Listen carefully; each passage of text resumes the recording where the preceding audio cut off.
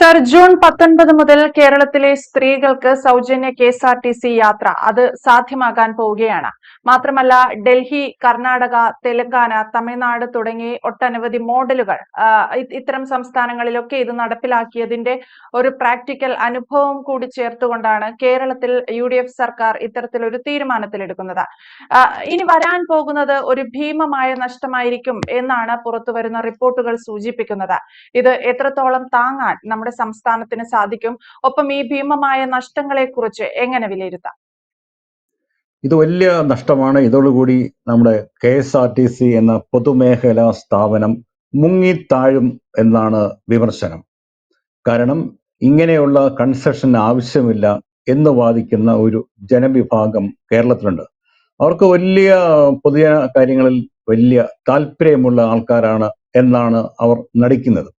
പക്ഷെ ഇതിന്റെ ഇത്തരം സാമൂഹിക ക്ഷേമ നടപടികളുടെ ഫലം എന്ത് എന്നാണ് നമ്മൾ ഇക്കാര്യത്തിൽ ആദ്യം ആലോചിക്കേണ്ടത്.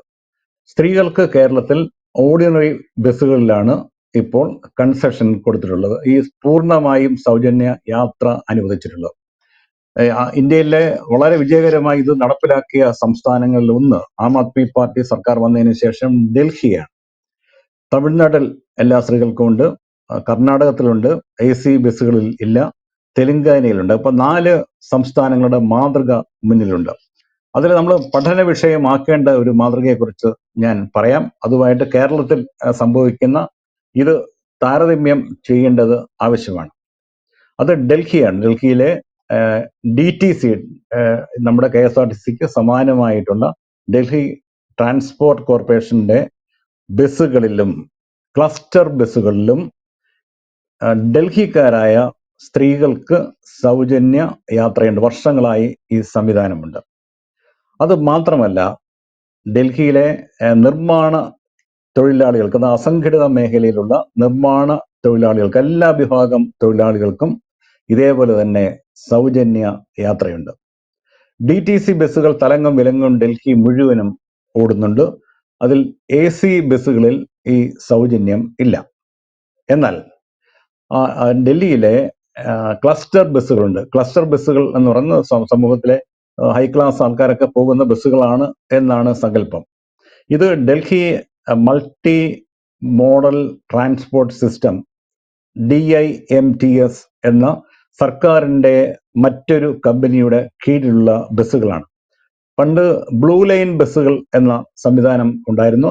അത് സ്വകാര്യ മേഖലയിൽ പ്രവർത്തിക്കുന്ന ബസ്സുകളാണ്. സർക്കാർ ജീവനക്കാരും ഒക്കെ, ഉന്നത IAS ഉദ്യോഗസ്ഥർ പോലും ആ ബസ്സുകളിലാണ് വന്നിരുന്നത്. അതിൻ്റെ ഒരു പ്രശ്നം, ഇത് വ്യത്യസ്തമായ ഒരു കോൺട്രാക്ട് കരിയർ പോലെ വ്യത്യസ്ത റേറ്റുകൾ അതിന് ഈടാക്കിയിരുന്നു.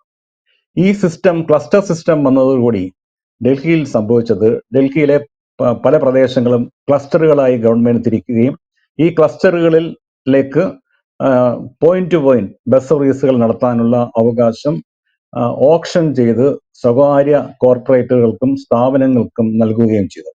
ഇതിലെ ബസ്സുകൾ ഓടിക്കുന്നത് ഈ സ്വകാര്യ സ്ഥാപനങ്ങളാണ്, അല്ലെങ്കിൽ സ്വകാര്യ വ്യക്തികളാണ്. അതിൽ ഡ്രൈവർമാരെ നിയമിക്കുന്നതും അവരാണ്. പക്ഷെ കണ്ടക്ടർമാർ DTC കണ്ടക്ടർമാരാണ്, സർക്കാരിന്റെ നിയന്ത്രണത്തിലുള്ള കണ്ടക്ടർമാരാണ്, ടിക്കറ്റ് നൽകുന്നവരാണ്. ഏകീകൃത ടിക്കറ്റ് നിരക്കാണ് ഉള്ളത്. പിന്നെ ഇവർക്ക് എന്താണ് ലാഭം എന്ന് ചോദിച്ചു കഴിഞ്ഞാൽ, കിലോമീറ്റർ കണക്കാക്കി ഈ ബസ് ഉടമകൾക്ക് സർക്കാർ കാശ് നൽകും. നല്ല ബസ്സുകളാണ്. ഈ ബസ്സുകളിൽ ഉൾപ്പെടെയാണ് സൗജന്യമുള്ളത്, സ്ത്രീകൾക്ക് സൗജന്യമുള്ളത്. പക്ഷെ നിർമ്മാണ തൊഴിലാളികൾക്ക് അനുവദിച്ചിരിക്കുന്ന കൺസെഷൻ DTC ബസ്സുകളിൽ, സാധാരണ ബസ്സുകളിൽ മാത്രമാണ്. DIMTSന്റെ സാധാരണ ബസ്സുകളിൽ മാത്രമാണ്. ഇതിലെ എല്ലാ വർഷവും DTCക്ക് ചെലവാകുന്ന കാശ് സർക്കാർ ബജറ്റ് അലോക്കേഷൻ, ബജറ്റിൽ നിന്നാണ് നൽകുന്നത്.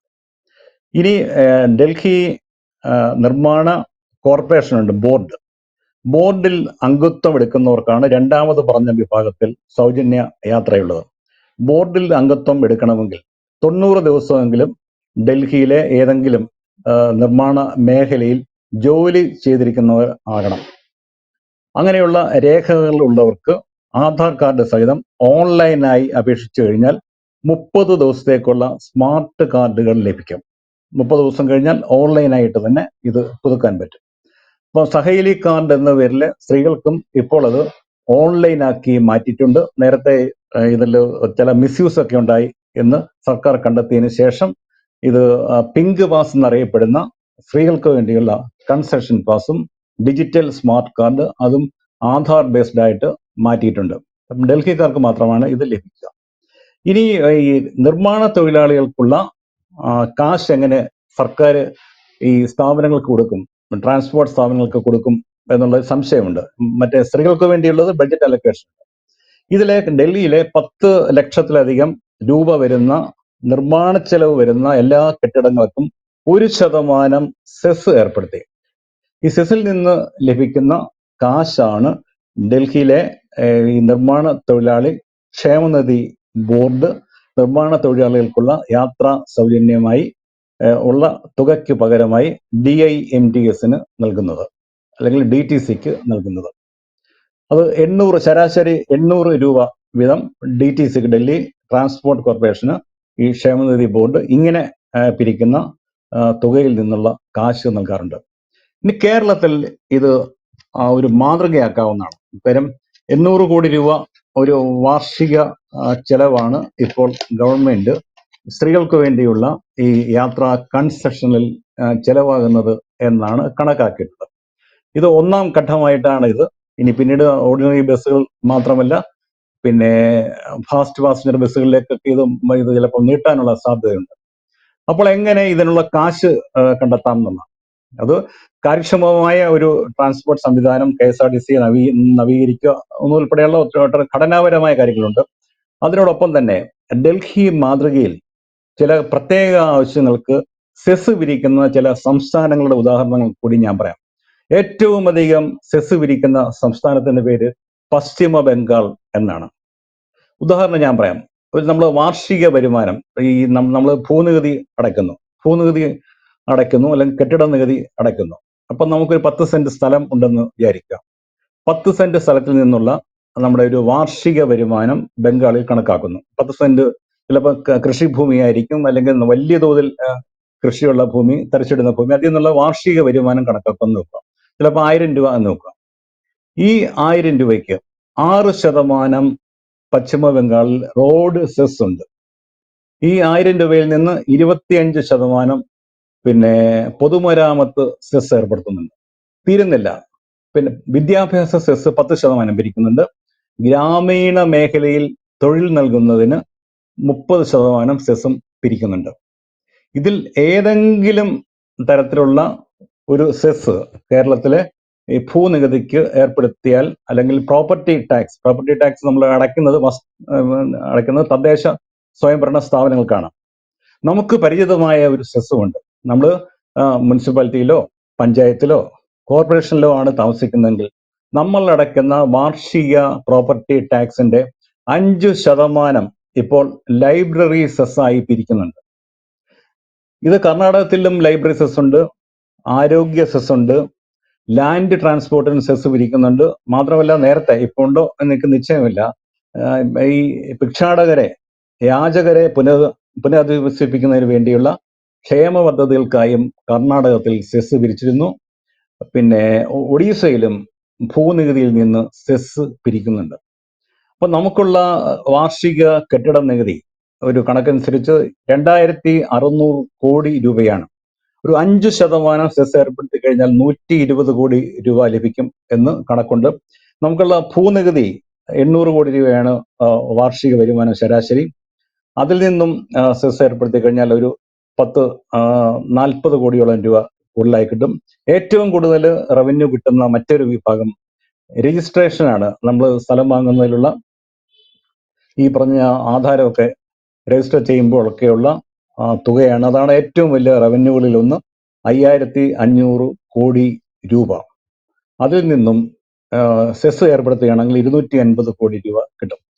അപ്പൊ ഞാൻ പറഞ്ഞു വന്നത്, മറ്റു സംസ്ഥാനങ്ങളെ, ഡൽഹിയെ, പശ്ചിമ ബംഗാളിനെ, കർണാടകത്തെ, ഒഡീസയെ ഒക്കെ മാതൃകയാക്കി വലിയ തോതിലുള്ള നികുതി വിരിക്കാതെ നിലവിലുള്ള നികുതിക്ക് ഇതേ തോതിൽ ചെറിയ ശതമാനം സെസ് ഏർപ്പെടുത്തി കഴിഞ്ഞാൽ തന്നെ ട്രാൻസ്പോർട്ട് മേഖലയിൽ ഈ കൺസെഷൻ ഏർപ്പെടുത്തുന്നത് മുഖാന്തരം ഉണ്ടാകുന്ന നഷ്ടം നികത്താനും ഈ പൂച്ച പെറ്റ് കിടക്കുന്നു എന്ന് മുഖ്യമന്ത്രി വിശേഷിപ്പിച്ച കേരളത്തിലെ പിന്നെ ഖജനാവിനെ രക്ഷിക്കാനും പറ്റും. പക്ഷെ ഇതൊരു വലിയ സാമൂഹിക നവോത്ഥാന പ്രവർത്തനമാണ് എന്ന് ഞാൻ ആദ്യമേ പറഞ്ഞു. ഡൽഹിയിൽ തന്നെ ഇത് സ്ത്രീകൾക്കുള്ള കൺസെഷൻ ഏർപ്പെടുത്തിയതിനു ശേഷം എന്തുണ്ടായി എന്നതിനെ കുറിച്ച് ഗ്രീൻ പീസ് എന്ന സംഘടന നടത്തിയ ഒരു പഠനത്തിൽ വളരെ രസകരമായതും എന്നാൽ ഗൗരവതരമായി കേരളം ഇപ്പോൾ ചർച്ച ചെയ്യേണ്ടതുമായ കണ്ടെത്തലുകൾ ഉണ്ടായിട്ടുണ്ട്. അത് 75% സ്ത്രീകൾക്കും പ്രതിദിന ജീവിത നിലവാരത്തിൽ വലിയ മാറ്റം സംഭവിച്ചു എന്നാണ് ഈ പഠനം കണ്ടെത്തിയിട്ടുള്ളത്.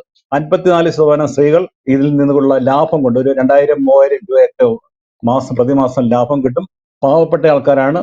അവർക്കൊക്കെ ആവശ്യ സാധനങ്ങൾ വാങ്ങാനും മരുന്നിനും കുട്ടികളുടെ വിദ്യാഭ്യാസത്തിനും ഒക്കെ ഈ ലാഭം വന്ന തുക ഉപയോഗപ്പെടുത്തിയതായി കണ്ടെത്തിയിട്ടുണ്ട്. 50% സ്ത്രീകൾ അത് സമ്പാദ്യമായി മാറ്റിയിട്ടുണ്ട്. ഏറ്റവും പ്രധാനപ്പെട്ട അതിന്റെ സാമൂഹിക പ്രത്യാഘാതം എന്ന് പറയുന്നത് അത് സത്ഫലമാണ്. സ്ത്രീകൾ സ്വതന്ത്രമായി സഞ്ചരിക്കാൻ ആരംഭിച്ചു. അവധി ദിവസങ്ങളിലൊക്കെ അവര് പുറത്തിറങ്ങി നഗരം കാണാൻ ആരംഭിച്ചു. യാത്രകളിൽ അവർ കുട്ടികളെയും കൂടെ കൂട്ടി. സോഷ്യലൈസേഷൻ എന്ന് പറയുന്ന വലിയ സാമൂഹികമായ വലിയ പോസിറ്റീവായിട്ടുള്ള കാര്യമുണ്ട്. സ്ത്രീകൾ കൂടുതൽ സമയം വിനോദങ്ങൾക്ക് ചെലവഴിക്കാൻ ആരംഭിച്ചു.